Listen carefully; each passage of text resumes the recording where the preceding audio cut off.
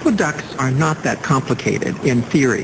That is that water seeks its lowest level, and therefore that you can run water down a slope from any area to another area. So that's a pretty simple premise that everybody would have known. But the practice of creating an aqueduct is another thing.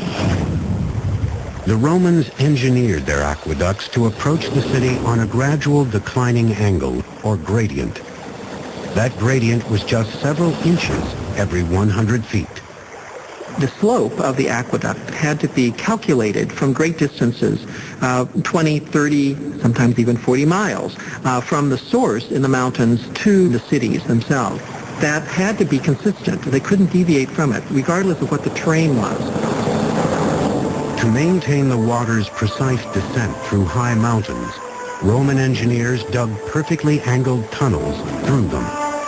When the pipelines reached low valleys, they were elevated on stone walls.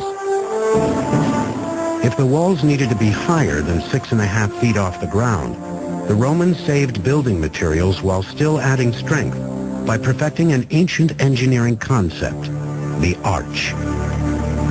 The arch revolutionized architecture in the ancient world by permitting far greater spans than had been allowable before. They basically changed the spatial conception totally of Roman architecture. Arches were built around a temporary wooden framework that held each stone in place until the keystone was laid in the center.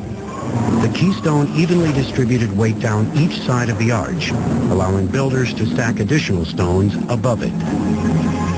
Arches are improvement upon building just a straight wall in a variety of means, both in terms of their efficiency and in terms of their strength. The arch, of course, takes much less material to build. Arches are very strong at supporting things like roofs and aqueducts and whatever you want to put on top of them. A 6-mile column of arches carried the Aqua Claudia across the valleys on its way to Rome. The aqueduct would have had a covered roof, but of course if you could take the roof off, you could see the water like an open river coming down towards the city. After reaching the city, each aqueduct emptied into 3 holding tanks.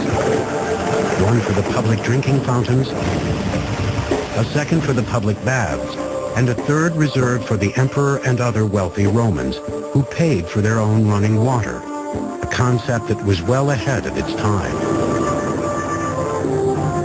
Basically, every home by the 1st or 2nd century AD of any means had running water.